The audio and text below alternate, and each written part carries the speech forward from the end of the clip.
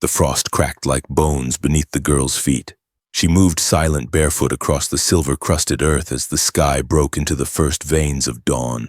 Her shadow stretched long toward the barn where horses stirred restless. Wind dragged her tangled black hair behind her like smoke from a dying fire. In her hand, a bone-handled knife slick with blood reflected the pale light. Not her blood. Not all of it. Just enough to leave a trail behind her tiny, reluctant dots across the powder-white ground. Inside the barn, the stallion snorted and reared as she entered, but she only whispered in Apache, low and steady like she was humming to the dead. The horses quieted. One leaned forward to sniff her shoulder. Somewhere behind her, a rooster called too late and a dog barked without purpose. Then the cabin door creaked. She did not turn around. Will Crane stood framed in the doorway, shirt half-buttoned, boots unlaced, holding a Winchester as if the air had shouted his name. His eyes caught the figure in the barn, the slow way she touched the horse's mane, and then the knife glinting in her hand. For a second, the two simply stared through the morning silence that wrapped around them like gauze. A hawk screeched overhead. The girl blinked once, then tucked the knife behind her back. Will didn't move, didn't lower the rifle. But something in his stance faltered, almost softened. Maybe it was the way she didn't plead. Maybe it was how still she stood. The frost cracked again under her shifting weight. She was no older than 12, but her eyes had known fire and night. And she was bleeding from the wrist, just a trickle. Will stepped off the porch slowly, the frost singing under his boots, and for a moment the air held its breath. Will Crane hadn't touched another human being in 5 winters, not since he buried Annie under a cottonwood tree that never bloomed again. Folks in town called him the ghost rancher, said he rode with shadows and let coyotes sleep on his porch. He didn't correct them. What was there to say? A man who outlived his child, outlived his reason for building fences or boiling coffee for 2. He didn't belong at the feed store telling stories. He belonged here where silence clung to the rafters and the wind was the only thing that knocked. The girl hadn't spoken a word since he led her inside and wrapped her wrist in a piece of torn linen. She didn't flinch when he cleaned the wound, just watched him with those pitch eyes like 2 crows stuck in a storm. She ate the beans he gave her without question, drank water like it burned, then curled up by the hearth and slept, knife tucked under her ribs. Will watched the fire, but not for warmth. He watched it the way a man stares at the bottom of a glass he shouldn't have emptied. His hand wandered absently to his thigh. The brand was still there, old puckered flesh shaped like a jagged sun, burned in long ago when he was barely more than a boy, still naive enough to ride with men who promised land and glory, and left behind only ash and scars. That brand had led him to Annie and later to her death. He'd never forgiven the man who ordered it burned into his skin, nor himself for obeying. Somewhere in the night the girl stirred. Her lips moved in a dream, Apache words he couldn't understand. She clutched something under her blanket. At dawn he found it, a necklace of bird bones and turquoise beads. Homemade. Delicate. She'd placed it beside his hammer on the workbench like an offering or a warning. The sun rose through a crack in the window and landed on her face. She didn't blink, just stared back at him. Will stared too, and for the first time in 5 years he muttered a name out loud. Not hers, his daughter's. Annie. Then he turned away and began fixing the fence by the creek. He didn't tell her to stay. He didn't tell her to leave. He just left the door unlocked and hammered nails like it mattered again. By the second morning she was gathering eggs. Didn't ask, didn't gesture, just slipped out to the hen house before the frost melted. Will heard the soft cluck of feathers and the scrape of bare feet on dirt. She returned with 4 eggs in a woven basket, set them by the stove, and sat back down, cross-legged by the hearth. Will didn't thank her. He didn't need to. They had reached the kind of understanding only silence allows. That afternoon he saw her by the cattle singing something slow and eerie. The cows stood still as if they understood the tune. Will leaned on his shovel and watched. A magpie landed on the fence post, tilting its head toward her song. She had a strange way of moving like the wind, always where she needed to be, but never when you expected. Once he caught her whispering to the ground, hands pressed into the dirt, like she was listening for something beneath it. The name she gave him was Nalin. She said it once softly while pointing at herself, then returned to humming. He didn't ask more. Didn't ask why she'd bled into his barn or why her eyes always scanned the tree line like ghosts lived there. But when he found the woven doll tucked under his old saddle, a crude shape made of straw and twine with 2 black beads for eyes, he knew she'd touched more than his hearth. She'd found Annie's things. The doll had been hers. Years ago, after her lungs gave out from the fever, Will had wrapped up her belongings in an oilcloth and buried them beneath the hayloft. Now the doll was back sitting atop the mantel beside a broken horseshoe. He didn't ask Nalin how she knew. Instead, he sat on the porch that night, pipe unlit, eyes fixed on the hills. The coyotes were quiet. Only the wind spoke, carrying a faint scent of burnt sage.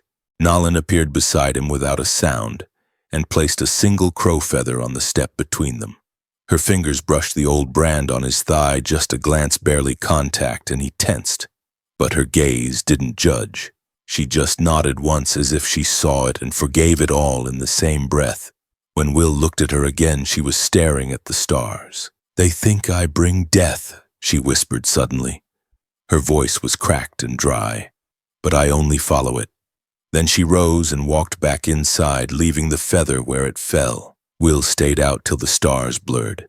That night he didn't dream of Annie. He dreamt of burning wagons and a white-haired Apache woman with eyes like Nalin's singing to the dead. They came with the noon wind, dry and sharp as bone dust. Will saw the dust first, a red coil rising from the southern ridge like a broken promise. He knew the rhythm of that dust, the tight circle of hooves trained to ride close and fast. Mercenaries, not cowboys, not law, not... By the time they reached the outer gate, Will had already shut the barn doors and slipped the rifle over his shoulder. Nalin stood in the cabin window, still as the fire poker. She didn't flinch when the horses stamped into the yard. 5 men dismounted. One stayed on his saddle. All wore dusters, the color of grave dirt coats that flared in the breeze like dying flags.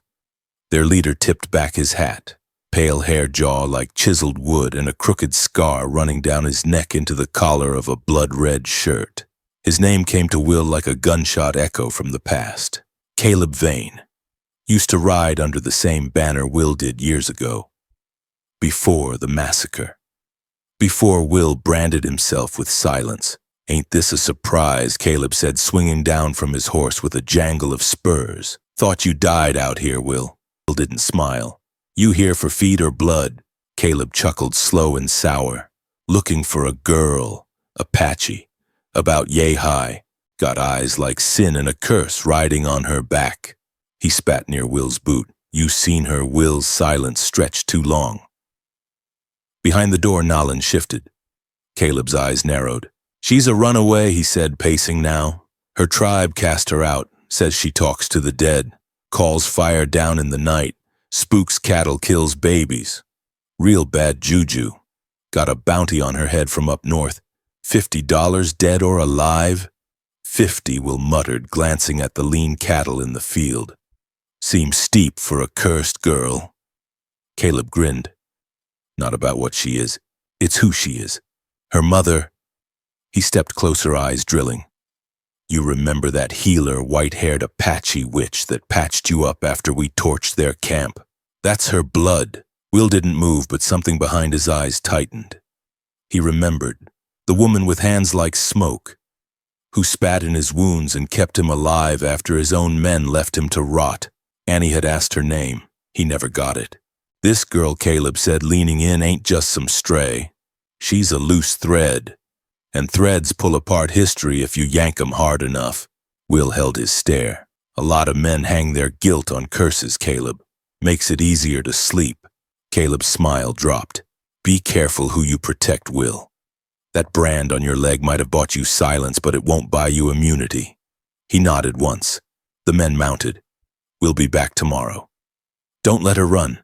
Dust rose again. Hooves faded. Will turned back toward the cabin. Nalin wasn't in the window. She was already on the porch, knife in hand, feather tucked behind her ear. "They kill healers," she said quietly. "They call them witches so they don't feel shame." Will didn't answer. He just walked past her into the barn and began loading the shotgun. Night wrapped the land like old burlap, rough, choking, and full of unseen teeth. Will couldn't sleep. Neither could Nalin. She stood by the door, knife in hand, watching the tree line. Every once in a while she whispered something into her palm and blew it toward the hills. A ritual, maybe. A prayer. Will didn't ask. He was too busy counting shells. 10 for the Winchester. 4 for the shotgun. 1 old Colt with a sticky cylinder. It wasn't enough. Not against 6 riders with fresh ammo and fast horses. But there was the gully, north of the barn, choked with scrub and hidden by the slope. He'd used it once to flush out coyotes. Now it would have to flush men. He showed Nalin where to run if things went bad. Stay low, he told her. Don't stop, no matter what you hear. She nodded, once solemn as a funeral. Before dawn, he lit the perimeter fire. Old brush and dry cedar roared up fast, painting the fence line in angry gold. When the Iron Riders came, they rode straight into the blaze-lit yard with guns already drawn. Will was waiting behind the wagon sights trained. The first 2 went down before they touched boot to ground. The others dismounted and scattered. Caleb moved like a wolf, fast and low, barking orders. Get the girl, he screamed. She's worth more than all these cows. Combined bullets snapped past Will's ear. He ducked and rolled toward the trough, firing as he moved. 1 rider fell against the barn door, clutching his throat, gurgling. Another took cover behind the chicken coop. The smell of burning feathers filled the air. Smoke rolled thick, black, and bitter. Nalin ran, then darting from the side door like a shadow in wind. Caleb saw her. He screamed and charged after her, firing twice. 1 bullet clipped her shoulder. She stumbled but didn't fall. Will saw red bloom on her sleeve and something in him broke. He rose from cover and walked into the open, shotgun, raised eyes fixed. The man behind the coop shot him in the thigh. Will dropped to 1 knee but kept firing. The coop exploded in splinters. That rider didn't get back up. Caleb caught Nalin by the arm near the gully's edge. She fought him like a trapped fox, snarling, clawing. He punched her once hard and raised his pistol. You think you can unmake the past with prayers, he hissed. Your mama didn't save that bastard. She cursed him, and now you. He never finished. Will hit him from behind, tackling him into the scrub. They rolled, fists flying, knives out. Will's blade sank into Caleb's ribs just as Caleb fired point blank into Will's chest. Both men fell still. For a moment the world held its breath. Smoke hissed in the gully like coiled snakes. Then Nalin crawled to Will, sobbing. His breath was shallow blood leaking from his side. He touched her face, smearing soot and tears. Run, he said. They'll come back. But she didn't. She stayed. Behind them 1 last rider rose from the hayloft, rifle aimed. Nalin saw him. She didn't scream. She just stood, eyes burning, and raised her hand. The rider fired. Nothing happened. The rifle jammed. She threw the knife. It struck clean, burying into his neck. He collapsed without a word. Will watched her eyes glassy. You're not cursed, he whispered. You're a storm they can't explain. Then his hand went limp. The gully was quiet now.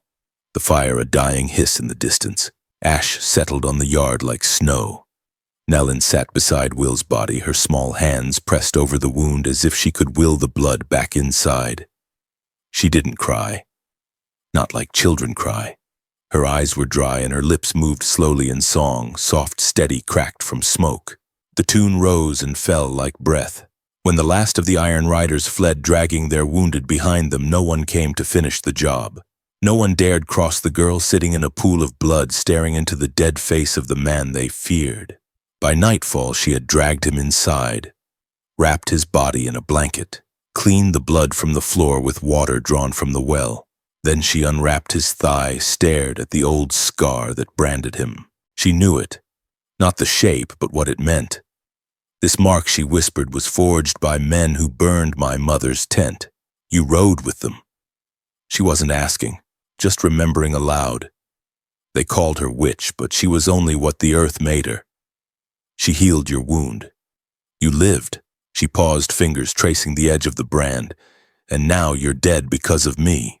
She found a knife and a strip of leather, tied it between her teeth, pressed the blade to her own leg, and without flinching carved a small hawk above her knee.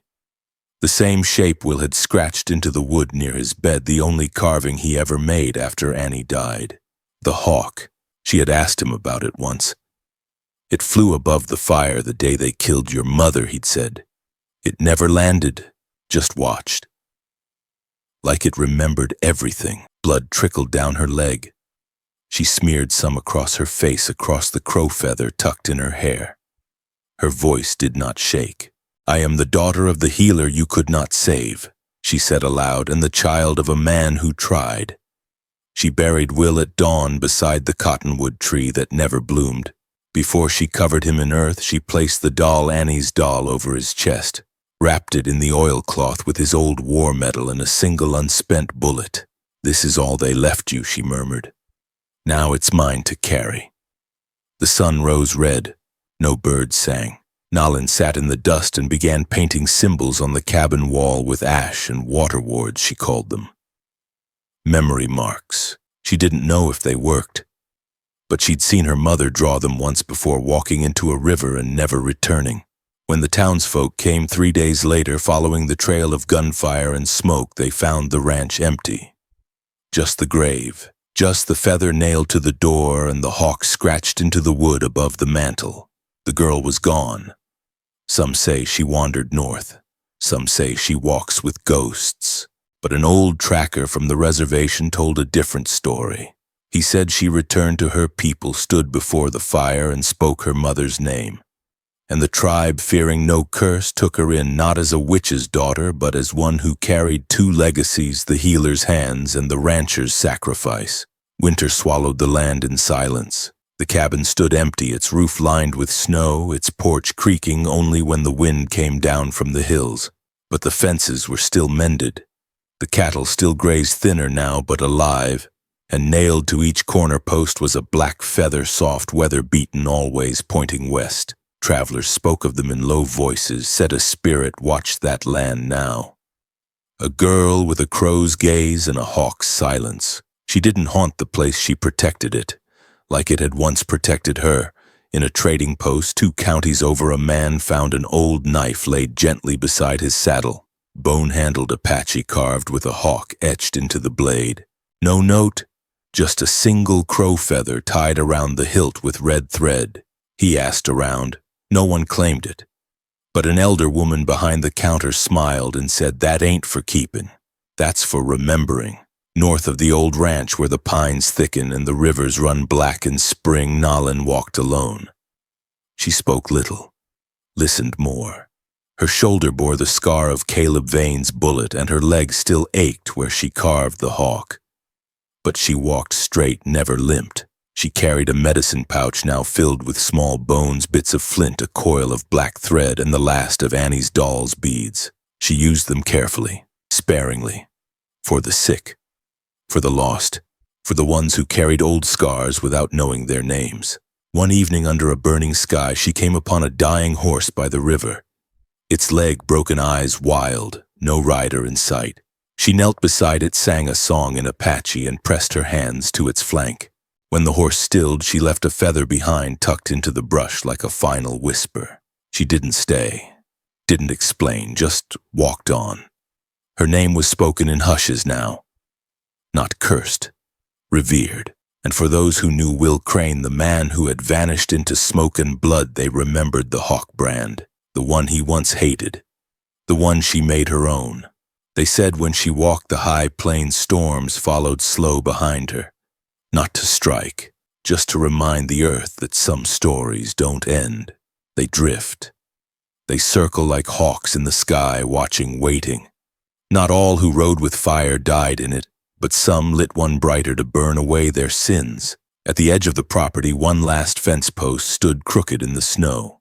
A child passing by on horseback once saw something tied to it, a bit of leather, a bone bead, and a small carving of a hawk wing spread.